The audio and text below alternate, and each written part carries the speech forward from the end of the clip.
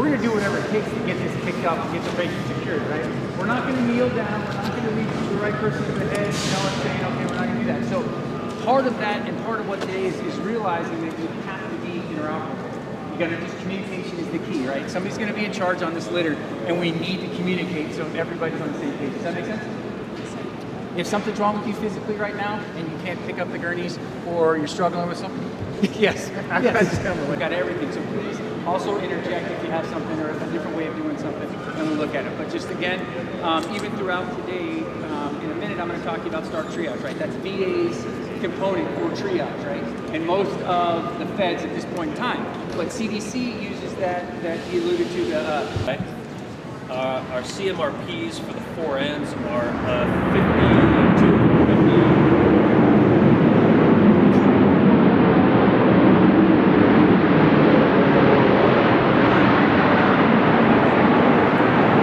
It's 52 or 54% burned. I don't have a ton of gauze for us to do 54% burn, but I know it's kind of difficult to integrate what I'm talking about with the sim man, but we all need simulation time, so I'll do my best. Once we split off into groups, we can all do some tourniquets, whether on Jason, ourselves. We can learn about the triple channel pump. We're gonna needle decompress him and kind of show you guys tension pneumos, CPR modules on him. The softwares, if you guys use him for BLS, if you guys get your BLS here, it'll show you depth compression, it'll tell you you're not going fast enough, and it's actually a pretty good tool to see how effective your CPR is. Don't worry, I'm not going to teach BLS. Oh, burn sheets, I wanted to show you, if you guys ever do have a burn, the JTS burn resuscitation sheet, this is like the first 72 hours. Your first 24 hours is the most important for fluid administration, things like that. And I've never been deployed yet, but I was pretty surprised on how detailed they get. Urine output, blood pressure, like it's actually okay.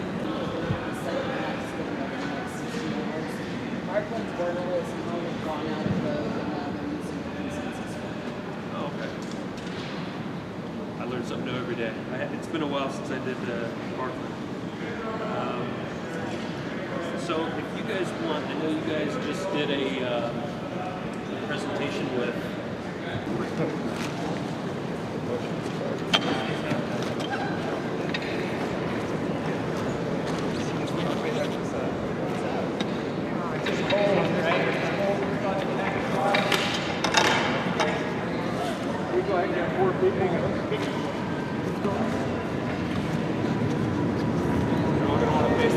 same direction, that's always helpful. Since you're facing that way, we're going to assume the head is right here. And like I said, walk 5 to 10 feet, practice your okay. Handle in. Prepare to move. Move. Prepare to stop. Stop. Prepare to lower. So leg movement, I'm looking at the outside knee. Good body mechanics, primarily watch out how we're back.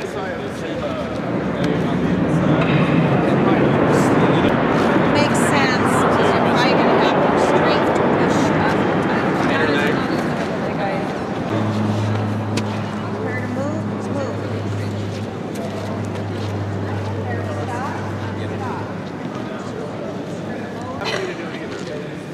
stop, stop. I'll lay on there. It'd be really nice. 60 pounds. Prepare to move, move. Yep. You want a live one? Prepare to stop, stop. Prepare to lower, lower.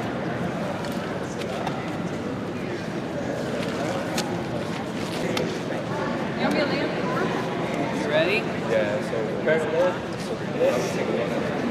Prepare to move. Turn it around. Stop. Got it.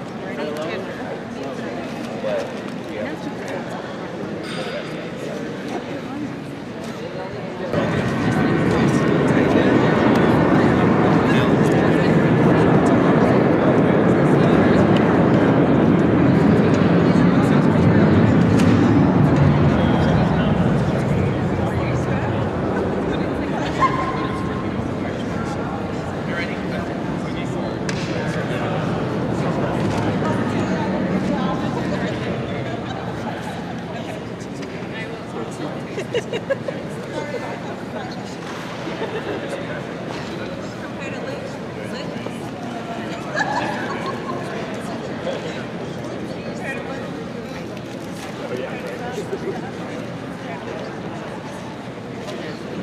I'm gonna call it. Prepare to lift. Lift. Prepare to move. Prepare to stop. Stop. Prepare to lower it. Lower it. Stop. Yeah, let's go. Alright, we'll leave it there. Okay, that's fine. And also, like, when you're feeling shots, just make sure there isn't any injuries there. Like, just like, yeah, parts of the arm. Really good.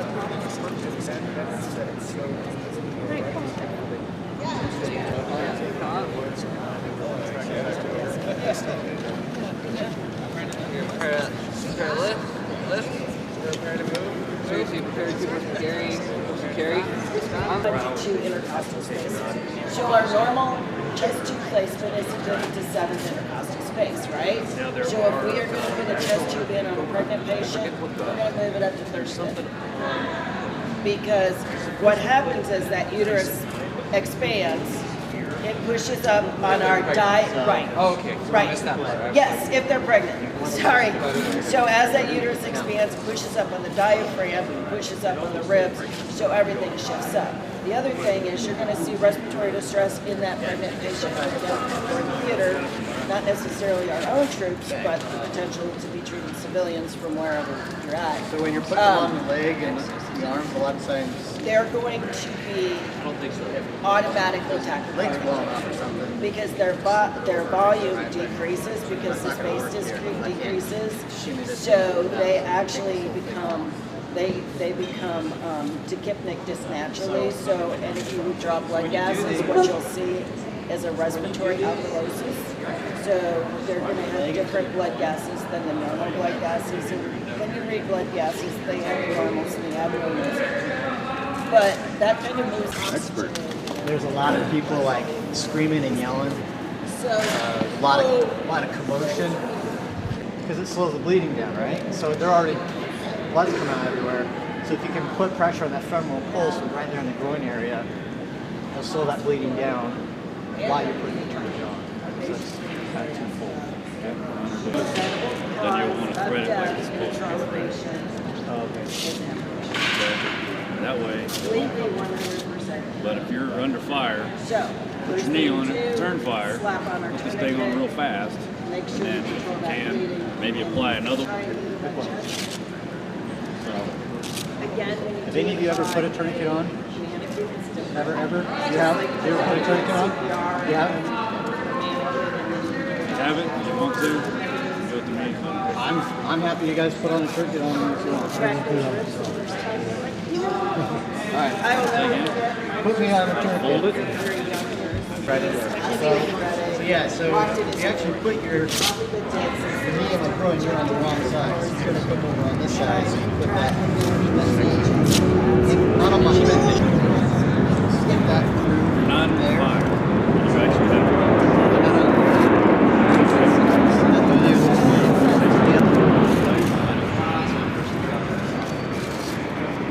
tighten that thing down as tight as you can get it.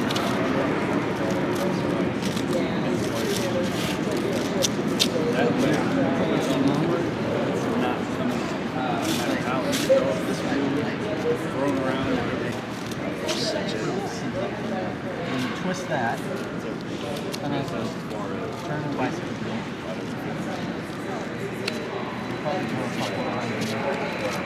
Alternative thing 4 hours, it's not necessarily true.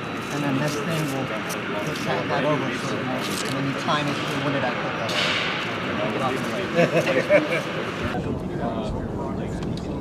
Pulling it down, flesh all the time, so everything else.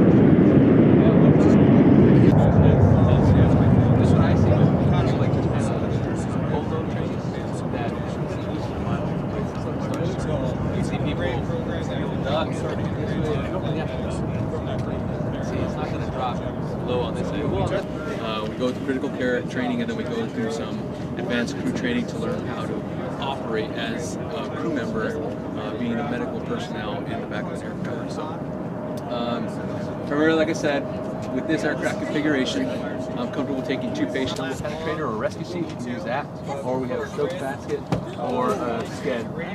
Watch your head. That's why, like most of us, we're coming in, we're going to need pads. Do a lot of training. We also do a lot of work with the border patrol.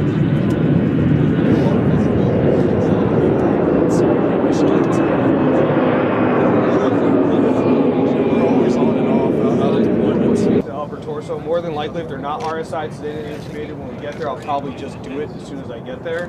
So it's always, I mean, anything airway compromised, I would just recommend letting us know. We carry the vent anyway, but it's great to know, hey, if you tell me on that line, hey, Delta, bring a vent, I'm going to already start setting my vent up, have my circuits ready to go.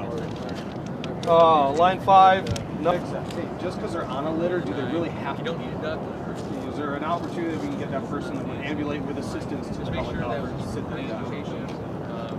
Line 6 is your security.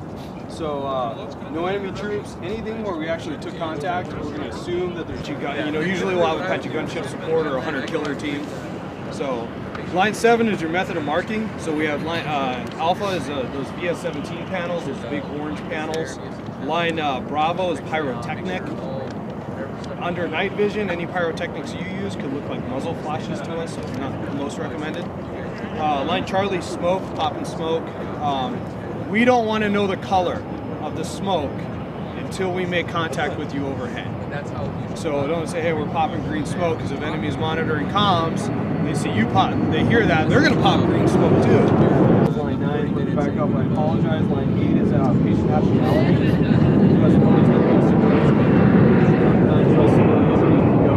A lot of times with ETW, they'll send a guardian angel, so that's good for us.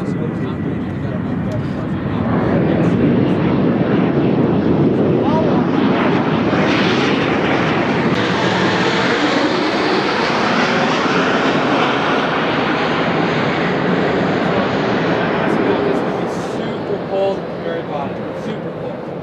And because we're trying to heat up the top of this, hot air rises. It's super hot up here, super cold down here. So you think about your patients, you know, as far as burns and crush injuries, if you have them on the bottom of the litters, they're going to be very pain. They're going to be a lot of pain, right? And it could be decompensated. Patients off into your guys' hospital system, and you guys are coming in. You guys are expecting a triage, right? And then you know it's a case of 135. Kind of pre-game and think about hypothermia, a lot of pain that you're going to need pain meds for. So just, I don't know if you want to hit on different types of elements as far as stressors. All of those things are going to play into stressors of flight. Then you have to think about the specific aircraft.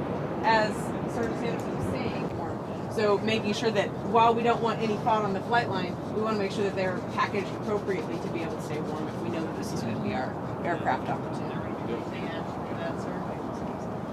But not every base has a PSP. Like it's very few and far between. So if like something happens real quick, you have to forload, right? You think about Katrina, right? When they use C-17 just to evacuate a lot of patients. So if there's equipment that we need to take, this right off the not really, not at this particular like venture that's been, because it's got to go through the vetting process to be cleared to fly. So even things like IV pumps, they have to all ice stat. So light temperature does it get to have patients here? Well, somebody was telling me, yeah, the phrase they had some fun during That's pretty easy when they have that one that automatically blinks. Oh, yeah. That's terrifying. Designed for, especially for CCAT for patients. But you know, again, we take whatever aircraft we can get, whether it's a Black Hawk to move over, a C-135, a C-21 or a C-5. C-5 you can't load in the cargo area. We load. What are you doing? I'm a nurse practitioner. Oh, okay. But I worked ICU for about 3 years, and now I'm in interventional radiology. And then if you need, I did that for the EMT course that we did, because I didn't want them to think that there's an actual wound on the foot. So I had to make do. Oh, okay. Yeah, thank you. He's a poor dancer.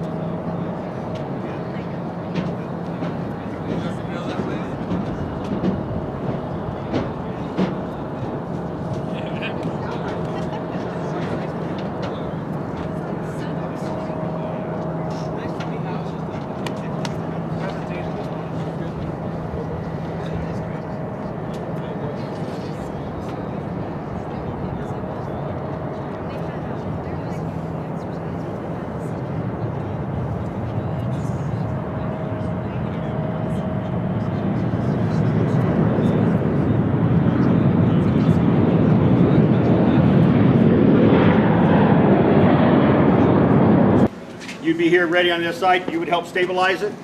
Tell him when. All right, you're in control. Y'all think this is easy now? Let me get on there and let's see how this works. Just remember, say right at midpoint of that. Midpoint here. Where you want to once they're in place. So as you hear, pick this up, slide the strap so it's not down. It'll set. Work on it. That's where you keep this down. So this mechanism, this little black tab that's sticking out, that's the release. Yeah, so okay. lift it up a little bit. Can you reach up and kick that? Very good. Gotcha. So, and then to put it down, you kick it down, and it's stable. Okay. So let's run them around the butt.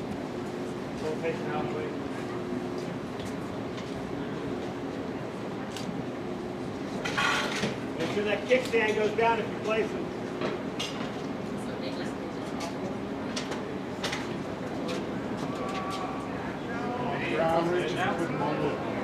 Put him on the lip? No, you're fine. All right, so what we're going to do is we have a large group this time. I need everybody who's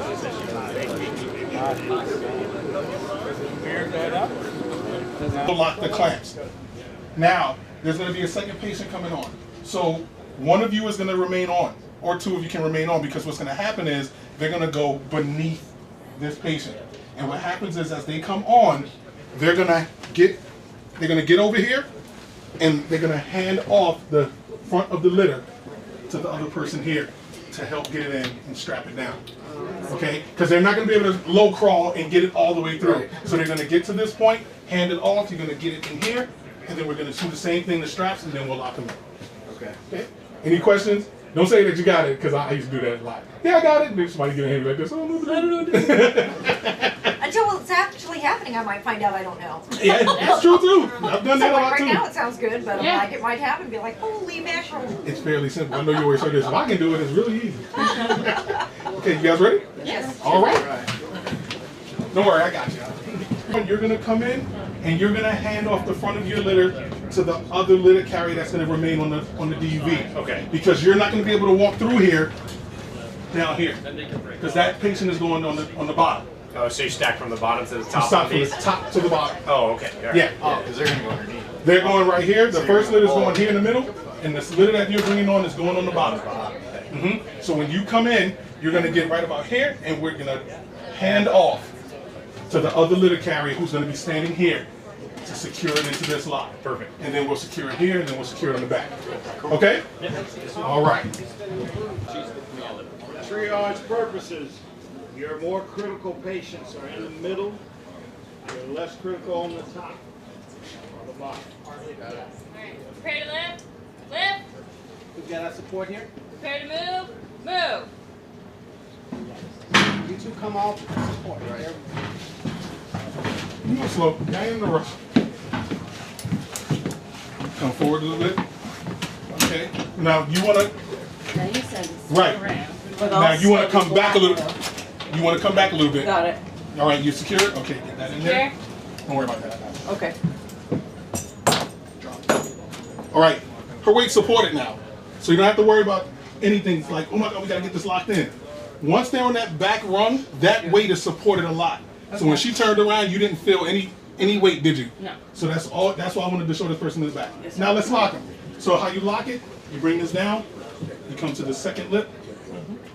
Push up. Do that one. Bring this down. Second run. Yep. Push it up.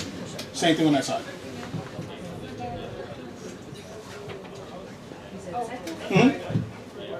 Drop this down. There you go. Yeah, when you bring that up with it, it feels like it's locking. Okay, so now we got them in. So what we want to do now is we're going to move this out the way because we got another patient coming on. All right? We'll just sit that right there.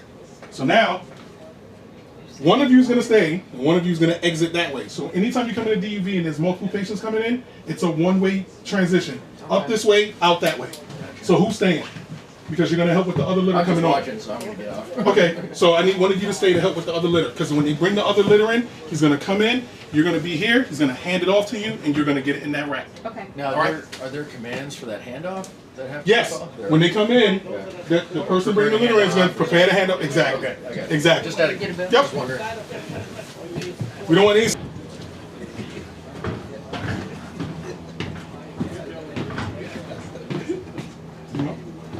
So now you're going to come low. All right, prepare to lower. Lower. So now you want to get it in that rung. Does this need to be? This needs to be on the outside. So you want to come back a little bit. Come back towards me a little bit. Towards you? Back, go back up. Second hold. There we go. Front secure. Same on this side. So we've done. So you guys got I've it? been in a couple of these scenarios where we've had. We got it. I mean, we'll get a guy who's got an amputated leg, decides to take his leg off. That one's already in place. The only reason you're gonna need another litter carrier up there. I need another litter carrier.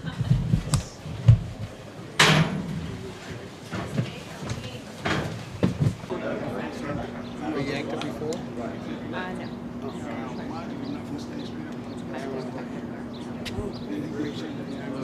So now you manage the transportation.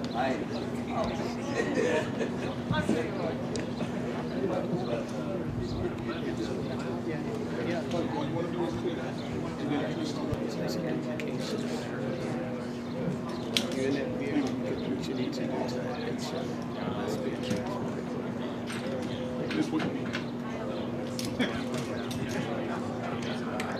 You good? You want to slide on the seat?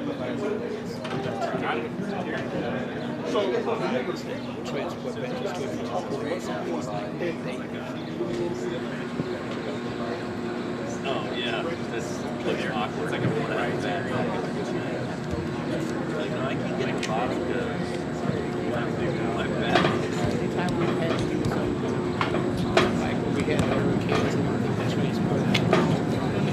Alright. Stop and then we'll set it down. Ready? Try to lower, lower. Transition should be right alongside him. Say his knee starts to bump.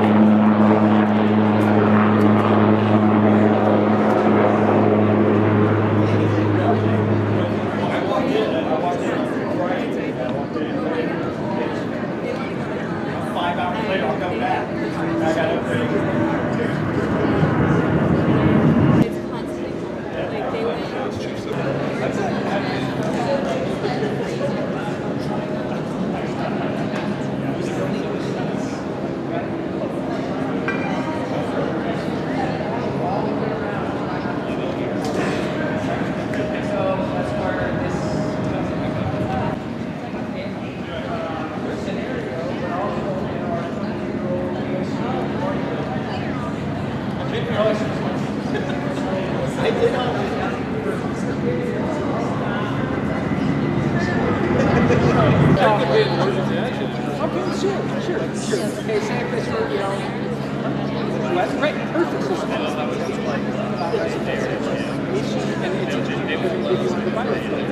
Yeah, absolutely. Okay, so now she's telling you, well, We gotta get down with Jimmy right now. They ain't trying to do no litter carrier. It's about that competition.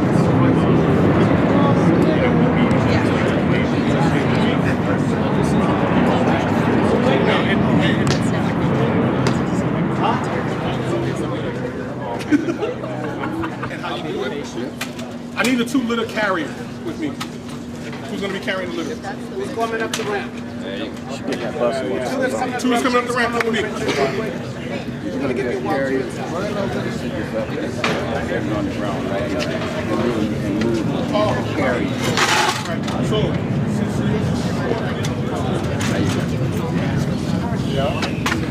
It was worse in my head than when they actually did. green is what's gonna go in the slide. Once the green is very bright. Oh, we're just, so right now we're just going to secure him in. So we'll go one above his shin, and one above his other abdomen. But that's going to press his fist. And then we'll press his leg, not over his joint. Oh yeah, that's pretty important.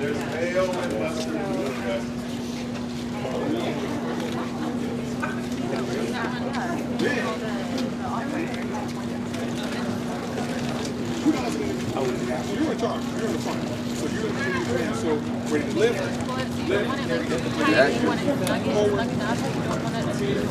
stop. Get it locked. See this over there? You don't want it to She's like, don't touch that. I got you. I'll let you know when you get up there. Put it stop.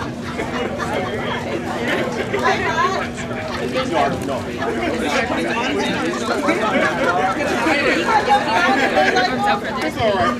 I need 2 people here. I need two willing participants here. And we're gonna have 2 on the side of the litter. And that litter carrier is in your way.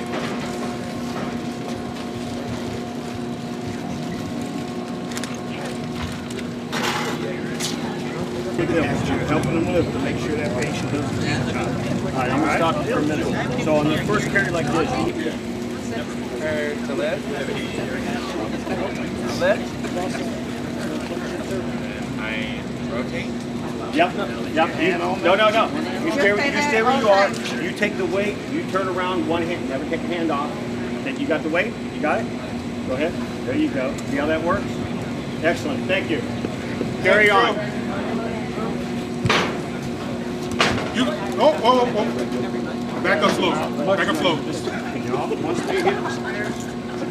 I'm having difficulty. Keep going back. Sorry about that. Just let go. There you go. Let go.